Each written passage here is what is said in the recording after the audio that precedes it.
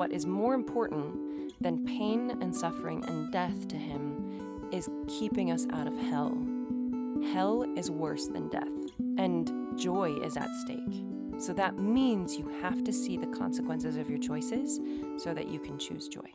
Hello, everyone. Welcome back to Come Now and Let Us Reason Together, where we're doing a deep dive on Isaiah, going verse by verse. This episode is going to contain information about Isaiah chapter 1, verses 19 through 31. So this particular part of the chapter doesn't come easy to me. So I've had to use a lot more additional resources, get kind of scrappy, ask a lot of questions. And there's still some things that I don't fully understand. So I hope that we can come together and figure this out at the same time. That would be really helpful to me. And once again, pardon for my voice. I still am getting over a cold. Thankfully, I don't feel as crappy as I did before, but I just sound like I feel like crap. So sorry about that. If that is bothersome to you, if I end up sniffling or swallowing a lot and that annoys you, I am so sorry. That will be contained in this episode. If you want to skip over it, feel free to. And come back another day when I'm a little bit more full voice. And just by way of reminder, I am not a scholar. I have no credentials to be talking about the book of Isaiah. That's why I figured this could be beneficial, because this is an average person's foray into one of the most mysterious and powerful books of Scripture. The one that Jesus says over and over again is the one that we need to search through deeply, take our time, and do so repeatedly. So that's what this is. I am using resources, though, that help make it a little bit more clear. Those resources are Sepharia.org, BlueLetterBible.org, LDS.org, or the Church of Jesus Christ.org's Institute Manual for the Old Testament Part 1, the student manual specifically, and Edward J. Young's commentaries that influence that Institute Manual. And then also anything else that I can Google. As I come upon other videos or other articles that seem to be relevant, I will let you know what those are. Okay, let's get started. If I were to summarize Isaiah chapter 1, this is what I'd say. We get a snapshot of God being a good parent, and we get to see how he interacts with covenant breakers, persistent covenant breakers, mind you, not the willy-nilly, oh, oops, I did a bad thing. These are people who willfully are going against his instructions and going against them for hundreds of years. So we get to see how God responds to people who we all, if we knew the nitty-gritty, we would agree deserve to be punished. And that's a bold thing to say, yeah, but I'm saying it. Because how many of us out there, when we're listening to our friend talk about an experience that they have with someone else, say they're dating their boyfriend and their boyfriend cheats on them, and your first reaction is, let's cut him. Like, we all understand vengeance when someone we love is being hurt. We all understand this intense desire for justice when we hear about people trafficking children. We all understand what it's like to want terrorists to no longer exist on this earth, to want people who are serial murderers to be gone. So we can tap into that. And if we only knew a little bit more about how Israel had broken their promises to God persistently, knowingly, without any kind of repentance, then we'd better understand how beautiful it is that God responds the way that he does. So as a reminder, this is a society who were given the 10 Commandments, and in those 10 Commandments, it says, thou shalt not commit adultery, right? And the result of committing adultery in this society is to stone the adulterer. It's a zero tolerance situation. And later on, we will discuss what God does to a people who are cheating on him, persistently cheating on him. He has the right and the option to break the covenant with these people, and he doesn't. That is profound. So let's reason together and see, how does God handle people who break covenants with him? So before we actually get into the text, I wanted to explain a couple of things that I have learned that are a part of Jewish culture. If you know something different, if you can add more detail and want to suggest something in the comments below, please let me know. But from what I understand, in the ancient Israelite culture and law structure that was put forth in like Leviticus and Deuteronomy by Jehovah, taking care of the widow was done in a couple of different ways. So, first of all, if a woman was married and something happened to her husband, he's killed, she's now a widow, she is to be provided either by her son, if she has one that's old enough to provide for her, or by a brother. Be able to take care of her upkeep, help her get food, keep her shelter, clothing, all of the necessities. So the primary responsibility for taking care of a widow lied with the family. Then, as you expanded outward into society as a whole, there was some additional assistance that was given by society. For example, every person who owned land and cultivated it and had crops, there's a specific instruction given to them to leave some behind so that the widow can come and gather for herself. It's exactly what happens in the book of Ruth. That's what Naomi suggests Ruth go and do, and Boaz is filled. Go collect that which you can, because there is supposed to be some left over, which is a really cool principle. It means don't be greedy. Don't glean absolutely everything you can from your fields. Leave some for somebody else to come and participate and take care of themselves if possible. It's a very generous thing to do. The second way that they could help with widows in society in general is every third year, which they exist on a 7-year cycle. So, in the third year of that 7-year cycle, people in general were supposed to come and leave a tithe for the widow. This is what it says in Deuteronomy chapter 14, verses 28 and 29. At the end of every 3 years, you shall bring out all the tithe of your produce in the same year and lay it up within your towns. And the Levite, because he has no portion or inheritance with you, and the sojourner, the fatherless, and the widow, who are within your borders. And the widows who live in your towns may come and eat and be satisfied, and so that the Lord your God may bless you in all the work of your hands. So that is how it's laid out, is that, included in taking care of the Levites with this like third year tithe are the widows, are the fatherless, so orphans as well. And that was a way that society in general could be helpful and assist these widows.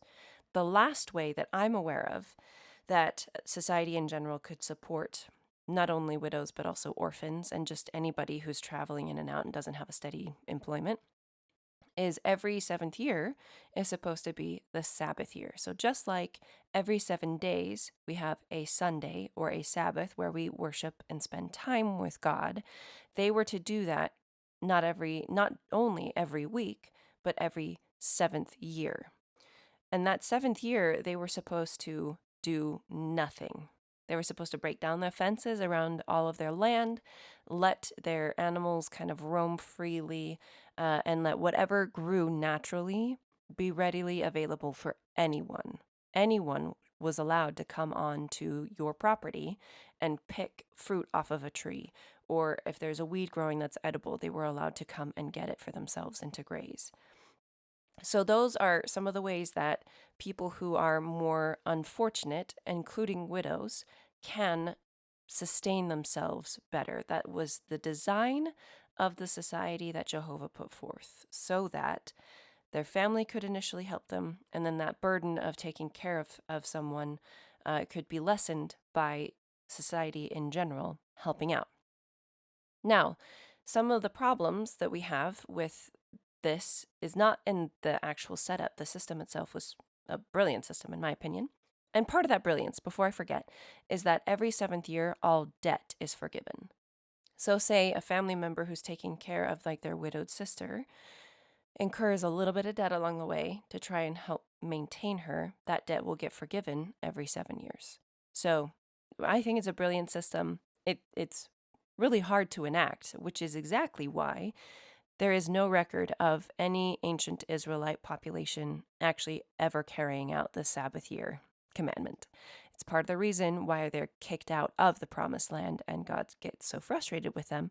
And it is an important principle to him to have the ground rest It's so important, in fact, that when the Israelites are taken captive by the Babylonians, they are allowed to come back to that land only after 70 years. That's significant because they were in the land for 490 years before that. So God was keeping tally. Every seventh year that they missed, he recouped it and let the ground rest for 70 years straight. So it's a big principle to Jehovah. Okay, so with that backdrop and just a little bit more context about some of the culture and customs and how society lived, let's go ahead and read through Isaiah chapter 1. I'm going to go ahead and reread verses 1 through 18 that we covered in the last episode, just to hear it all fluidly at once as a kind of review and a setup for what comes starting in verse 19. The prophecies of Isaiah, son of Amos, who prophesied concerning Judah and Jerusalem in the reigns of Uzziah, Jotham, Ahaz, and Hezekiah, kings of Judah. Hear, O heavens, and give ear, O earth, for God has spoken. I reared children and brought them up, and they have rebelled against me. An ox knows its owner, a donkey its master's crib. Israel does not know. My people takes no thought. Ah, sinful nation, people laden with iniquity, brood of evildoers, depraved children, they have forsaken God, spurned the Holy One of Israel, turned their backs. Why do you seek further beatings, that you continue to offend? Every head is ailing, and every heart is sick. From head to foot, no spot is sound. All bruises and welts, and festering sores, not pressed out, not bound up, not softened with oil. Your land is a waste. Your cities burnt down. Before your eyes, the yield of your soil is consumed by strangers, a wasteland as overthrown by strangers. Fair Zion is left like a booth in a vineyard, like a hut in a cucumber field, like a city beleaguered.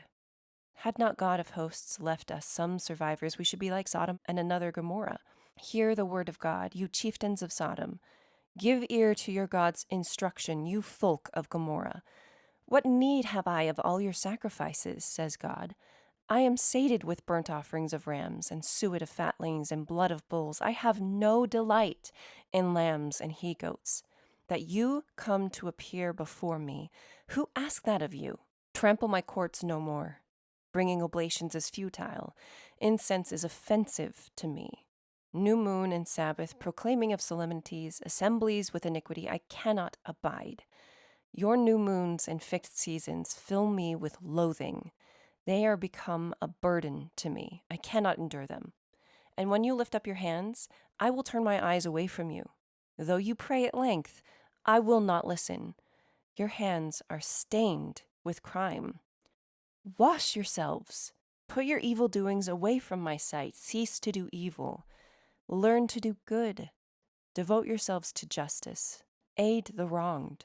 Uphold the rights of the orphan. Defend the cause of the widow. Come, let us reach an understanding, says God. Be your sins like crimson. They can turn snow white. Be they red as dyed wool. They can become like fleece. Okay, so I might have gotten a little dramatic in that reading. The pathos just gets to me. What can I say? But here we are. We're ready to begin looking now at verses 19 through 30 or 31. Can't remember. All right, verse 19. If then you agree and give heed, you will eat the good things of the earth. Now, this is what took me down a rabbit hole today, of what it means to agree and give heed, especially since the King James Version says different verbiage. Here it says, if ye be willing and obedient, ye shall eat the good of the land. And I wondered why it's give heed in one translation and obedient in another. So I went to the blueletterbible.org and I took a look at which word is used. And oddly enough, it's the word Shema, which, if you're unaware, that's the typical call to prayer. They call it the Shema. It's the prayer that is given in the morning, afternoon, and evening in Jewish culture. Here is one translation of what that Shema sounds like. Hear, O Israel, the Lord is your God. The Lord is one. You shall love the Lord your God with all your heart and with all your soul and with all your might. That's from Deuteronomy 6, 4 through 5. So when they hear the word Shema, it would evoke that kind of imagery. But there's also more to it. I'd always heard growing up, especially in the church, that there are different types of words for listen. So I didn't always remember or listen to what they would describe as different about the different words for listen in biblical language. I had to relearn it today in order to really have it solidify. Um, Kind of ironic, but that's what it is. So the word Shema, there are two primary words used in the Old Testament to describe listening, the actual act of listening. The first word used most frequently is Shema, and there's a variant called Tishma, which both of those are from the same root of Shema, and it denotes listening to something calling to you from a distance. It's not a very close proximity. And what happens when you're having to listen to something that's calling at you from a distance? You lean forward, you focus very heavily on what's being said so that you can clearly receive what's going on. You may lean forward, you may run towards the person if you can't hear them.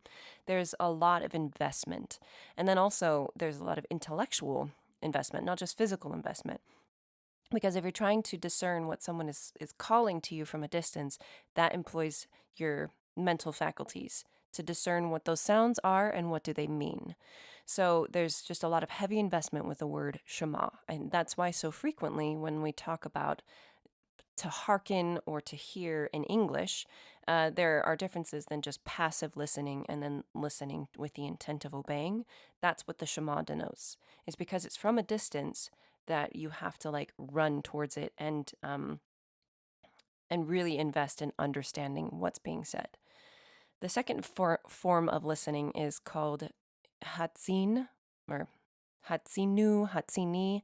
That is from a closer proximity, and therefore it's easier to discern. And that's partially why it has a connotation of just being the physical aspect of listening. Having your ear, like it's actually translated as ear. That's why it will be like, lend me your ears. That's the word that's being used, Hatzin. And that is just the physical capacity for listening. There's no need for an intellectual connection to it because it's just sound that's coming in through your eardrum. It's much more physical. So, what's interesting is in this chapter of Isaiah, well, actually, I need to go further back. With Moses in Deuteronomy chapter 32, he calls to the heavens and to the earth to be a witness to the Israelites and the people. He uses the verbiage as though he is closer to the heavens. So he calls to the heavens and says, Hatsinu or Hatsini, listen up, heavens. It's the one that's in closer proximity for him. And then he calls to the earth and says, Shema, earth, because he's from a further distance. That is his vantage point. Spiritually, it's making a comment on how close to heaven Moses is.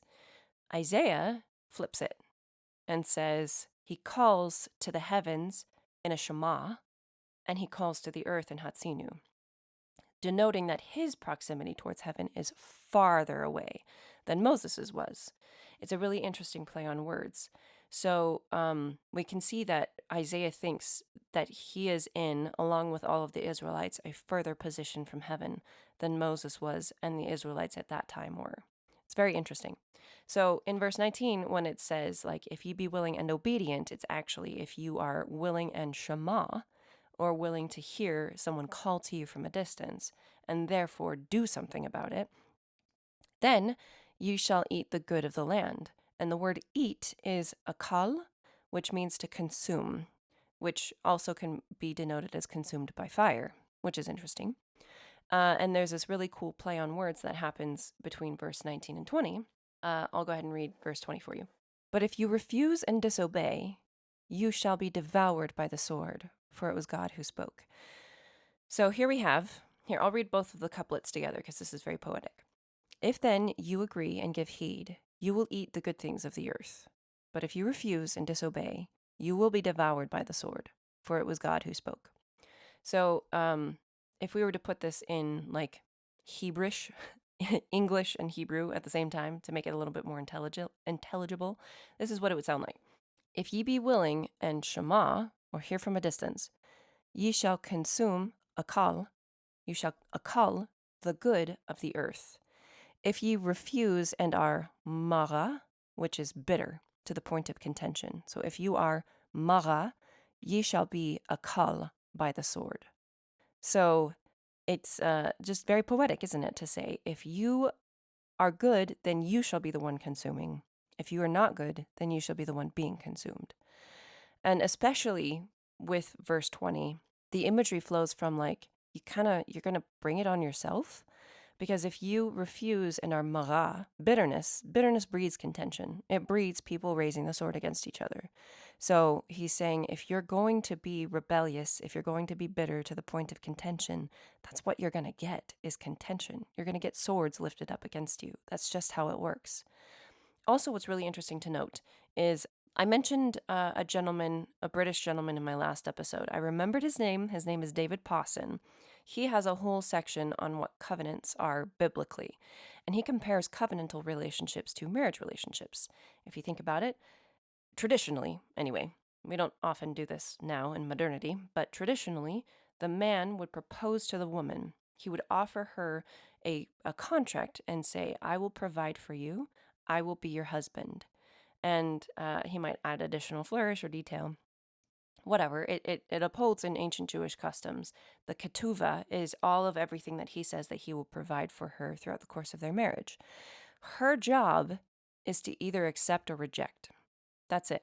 That's the same kind of language that's being used here in verses 19 and 20.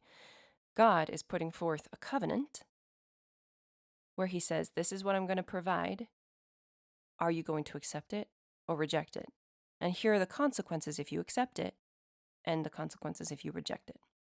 So very often, covenants and curses are two sides of the same coin. If you are willing to engage in a relationship with God that's of close proximity, which is a covenantal relationship, and you break that covenant repeatedly, because like we know he's a very patient person. He gives a very long time period between infractions before he is frustrated and willing to exact a curse. But the byproduct of a broken covenant on our part, a repeated broken covenant, is a curse. So this is not new language for them. The Israelites knew this going into having a covenant relationship with Jehovah. And especially if they're thinking back to the Exodus story when all of this happened, they saw what he was capable of. So they knew that, like, if I'm going to be in a covenant relationship with him, then these are the consequences. He's going to provide for me if I stay in that covenant. If I leave, he is not. And I'm going to be left to my own devices. For verses 21 and 22, moving on to them, there was some really excellent commentary by Edward J. Young that I'm just going to read from his book, but let's read the verses first. Alas, she has become a whore, the faithful city that was filled with justice where righteousness dwelt, but now murderers. Your silver has turned to dross, your wine is cut with water. So, this is on page 80, if you ever find yourself the copy, volume 1, page 80. Like the harlot, Jerusalem, which once was faithful, no longer has faithfulness. Her infidelity is basically one of the heart and can express itself in various ways. Barnes, that's another scholar, thinks that the reference is primarily to idolatry, and Gesenius, another scholar, takes the word zona as the equivalent of idolatrist. On the other hand, Marty thinks the infidelity consists in the thwarting of justice and the failure to fulfill the ethical demands of the Lord. Possibly both of these are included, although the latter is stressed in the text. When infidelity reigns in the heart, in which righteousness once lodged, it will express itself in many ways, and one of these may have been idolatry.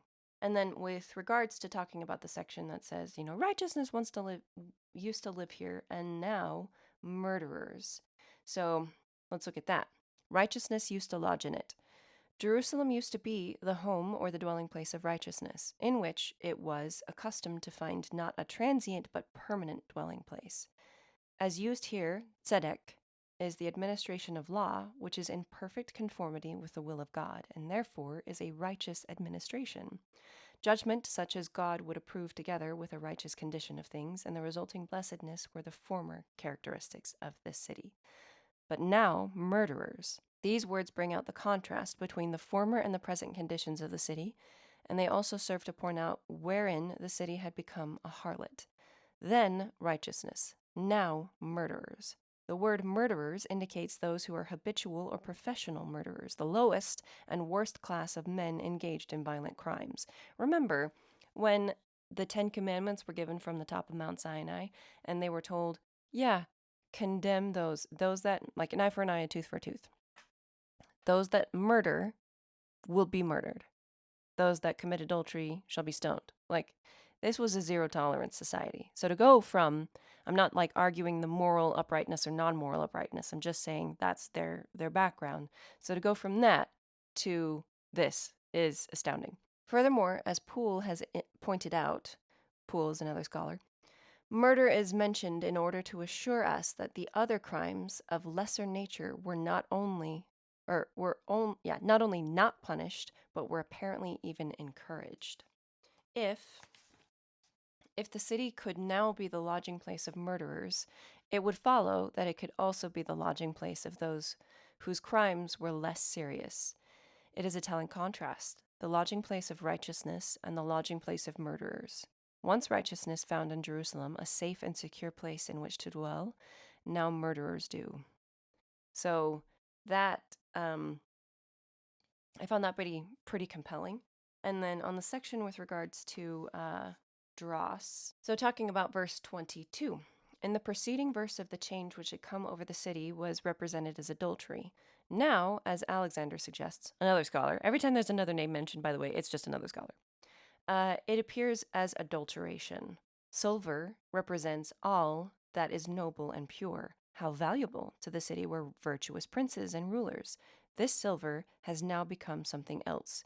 It has not become gold, but dross. And dross, as a reminder, is the impure form. It's other minerals that are contained and solidified in with that silver, making it weaker. So just how he says that the change of the city was like, the verbiage used was to say, Jerusalem has committed adultery, and by virtue of that, it has become adulterated. It has become impure. And something else that's enlightening, will shed some additional light and meaning on this situation, is to remember that Isaiah and Amos and Isaiah and Hosea are contemporaries. So sometimes I like to pop out to a book that's like written around the same time or of the same subject matter to get a better understanding of it. Because this imagery here about calling Jerusalem a whore, it's not my favorite, I'll admit. But it does take on greater meaning when we look at Hosea chapter 1 and 2, because that whole story is Jehovah calling to Hosea and saying, take this woman who by trade, her profession is a prostitute, take her to wife, have kids with her, make a family, all of that. This is supposed to represent what my relationship with Israel has been. So he does. They have significant names to their children that they give. And by chapter 2, we see that she is already being unfaithful. She's going back to other previous lovers. She's devoting her time to other guys. And the response that Hosea gives is supposed to represent the response Jehovah gives to the Israelites. And it's really easy to I think, misread additional condemnation in this response. And Hosea kind of helps to parcel that out. We get to see the motivations behind Jehovah through Hosea. So let's take a pop over to Hosea chapter 2 real quick.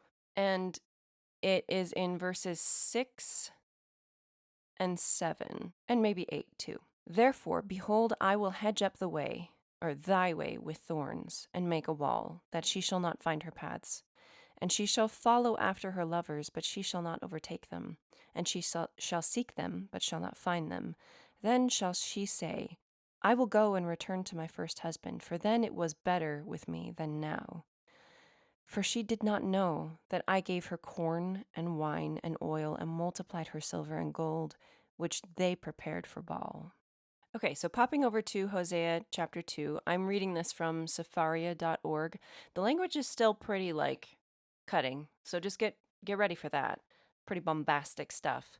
But that just kind of illustrates the seriousness of the situation, which, by the way, I think something that I've always wondered and has left me a little uneasy as I've read passages in the Old Testament that are kind of harsh linguistically is I've thought, like, what did Israel do to deserve this?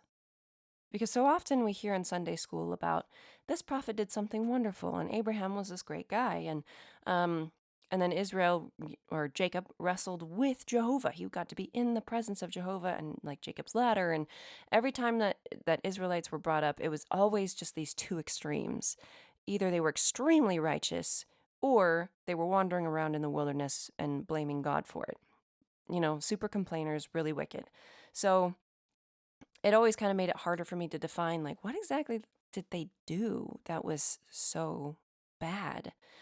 So, something to remember when they talk about Baal. Baal is a pagan god, for one. So, number one, God's being cheated on by these people that promised they wouldn't. They said that they would have no other gods above him. And here they are, worshiping Baal. Not only that, Baal worship includes child sacrifice.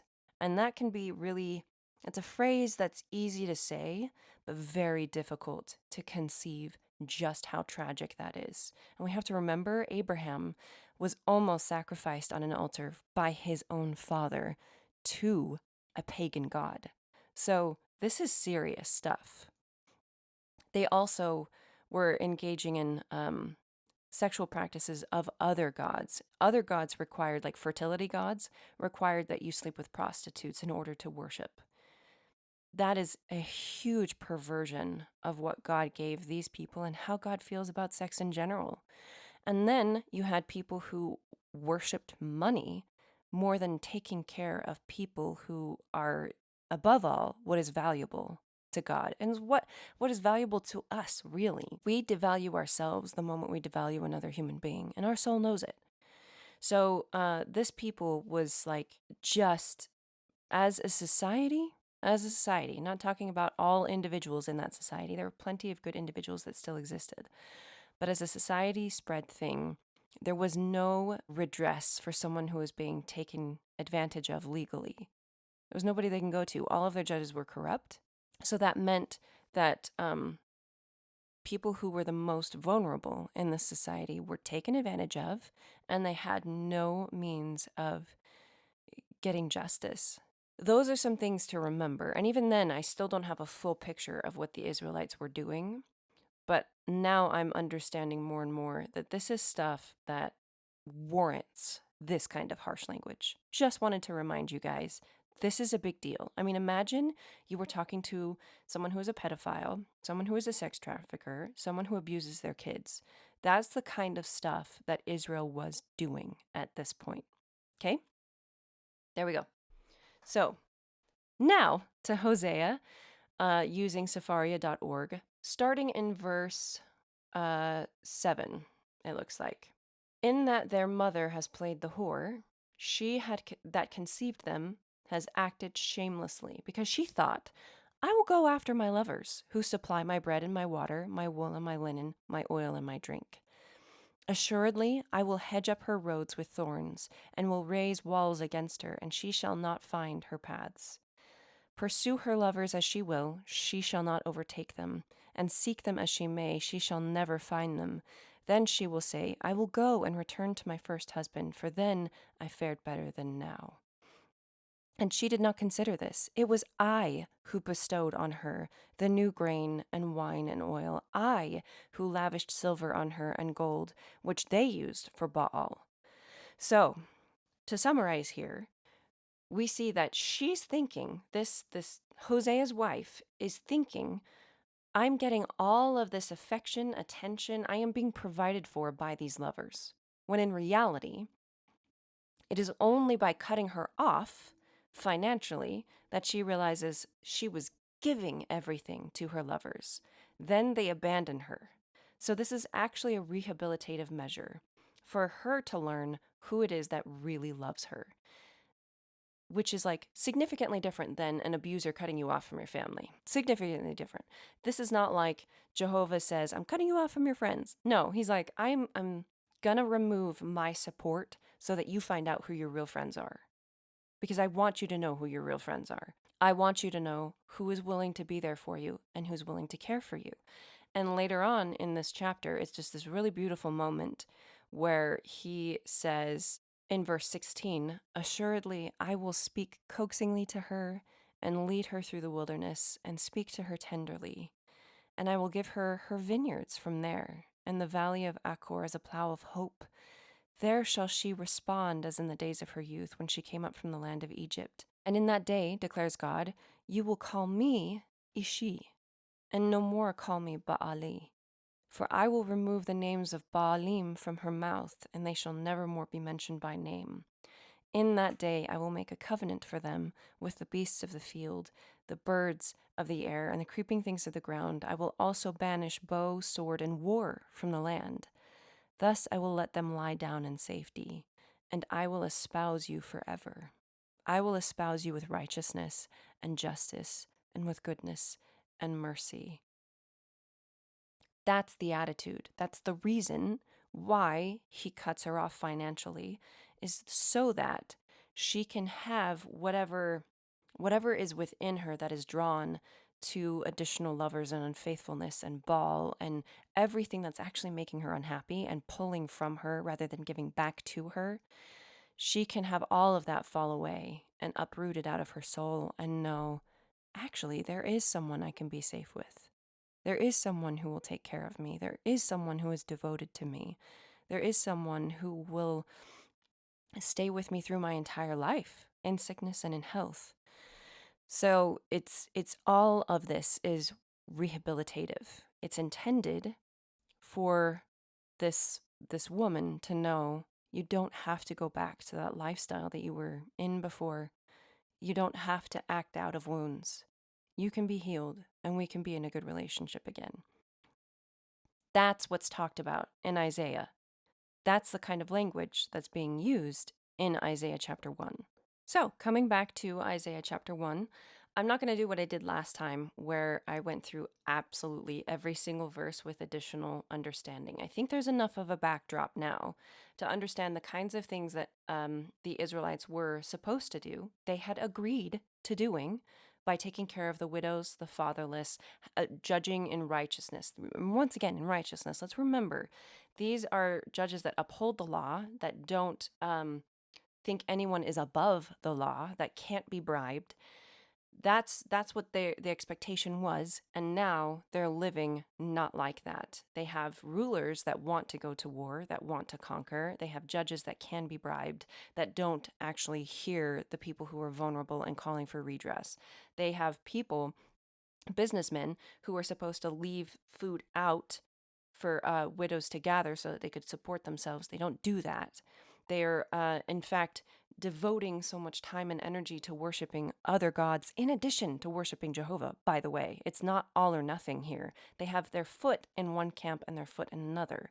So that's the backdrop of what's going on for the rest of this chapter.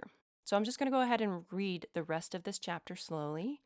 And that way you can hear what you need to hear, understand what you need to understand. And if you have any additional questions, you can put them in the comments below, because I could use some help looking into this myself. So, questions are welcome. So starting once again, actually, I'm going to go back to verse 21 and just read through to the end. Alas, she has become a whore, the faithful city that was filled with justice, where righteousness dwelt, but now murderers. Your silver has turned to dross. Your wine is cut with water. Your rulers are rogues and cronies of thieves, everyone avid for presents and greedy for gifts. They do not judge the case of the orphan, and the widow's cause never reaches them.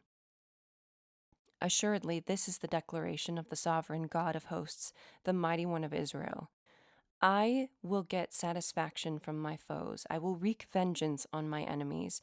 I will turn my hand against you and smelt out your dross as with lye, and remove all your slag. I will restore your magistrates as of old, and your counselors as of yore. After that, you shall be called City of Righteousness, Faithful City. Zion shall be saved in the judgment, her repentant ones in the retribution. But rebels and sinners shall all be crushed, and those who forsake God shall perish. Truly, You shall be ashamed because of the terebinths you desired, and you shall be confounded because of the gardens you coveted. For you shall be like a terebinth, wilted of leaf, and like a garden that has no water. Stored wealth shall become as tow, and he who amassed it a spark, and the two shall burn together with none to quench. I'll admit there's some words in there that I don't know, so, I got some more studying to do. But something else to remember is that when the Israelites were taken out of Egypt, Egypt predominantly was watered through the Nile, through the river. That's why their gods that they worshipped were so river-based, because they knew that was the source of life for them. When the Israelites came out of Egypt and came to the Promised Land, God made a promise with them and said, I'm going to water you from the heavens. Rainfall will be in my hands, and I will provide that for you. And so when it says that you were like a wilted leaf, like a garden that has no water, that points out the fact that all God did was withdraw his support. That's it. Same thing with all of this verbiage in the previous verses, where it says in 28, but rebels and sinners shall all be crushed. All those who forsake God shall perish. Truly you shall be ashamed. Like, all of that verbiage, I used to mistake it and think God is causing that effect. God is crushing. God is causing them to perish. God is making them feel ashamed. No, all he's saying is, I'm going to step back, and the result is you are going to crush yourself. You are going to be ashamed. You're going to wilt like a garden that's just not getting watered. That's what happens. And I'd invite everybody who hasn't tried this. If you have already and you see it, then sweet. We can high five and say, sweet. But if you haven't considered this, any passage of scripture in the Bible, in the Book of Mormon, in the Doctrine and Covenants that you read that has verbiage that's like this, where it says, this is the effect that's going to come upon the wicked, I'd invite you to not think that God caused that. He's not smiting. He is not causing shame. What he is doing is stepping aside and letting the consequences of their choices overcome them. And if you do that, there is a tremendous amount of compassion that you can see in the way God deals with his children. Tremendous amount of righteous justice that says, I don't actually want you to suffer. But the truth is, you are already suffering right now. You just don't think that you are. So if I step back, then you're going to find out just how much you're suffering, and then you can say, I need help. That's what this whole thing in Isaiah chapter 1 is. That's really what the message is I'm just going to step back and let things happen, and then you get to see these are the consequences of my choices. Maybe I should choose better. That's good parenting, y'all. That's just good parenting. And something that we'll see in future episodes as we actually get to it in that chapter is King Hezekiah. He's a good guy. Really good guy, wanting to follow God. He just makes a mistake at one point where there are ambassadors from Babylon that come and check out, and he's like, I want you guys to see the temple because that's our crown and glory. And he was guided and warned, probably not the best idea, but he does it anyway. And because the Babylonians that come see just how much gold there is, how fine the woodwork is, how much treasure is contained within the temple, that's part of the reason why they come back later and actually take the stuff that's in the temple and they ransack it. So Hezekiah actually brought the Babylonian captivity on himself. And this was a good guy who didn't realize that that was a bad choice. And Isaiah tells him, so this choice that you made where you went against instruction, that's going to have consequences. And it's going to be consequences of your descendants. Anyway, I just figured that was important to mention because so often the language in the Bible will even say, God says, I caused that the Babylonians will come against you. And we need to have more refined thinking and understanding what that means. God didn't incite violence in someone's heart. He doesn't do that.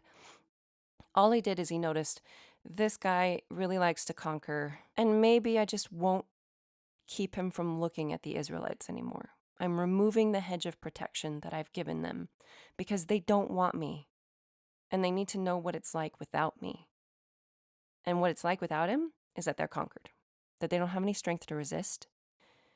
And that's just a fundamental difference in seeing how God interacts with his children, isn't it? Instead of inciting people to be taken captive, we see that God doesn't actually want that. But what is more important than pain and suffering and death to him is keeping us out of hell. Hell is worse than death, and joy is at stake. So that means you have to see the consequences of your choices so that you can choose joy. Okay, so that is enough for today. Thank you so much for tuning in. Hope you have a great rest of your day, and I'll see you again in Isaiah chapter 2. Bye.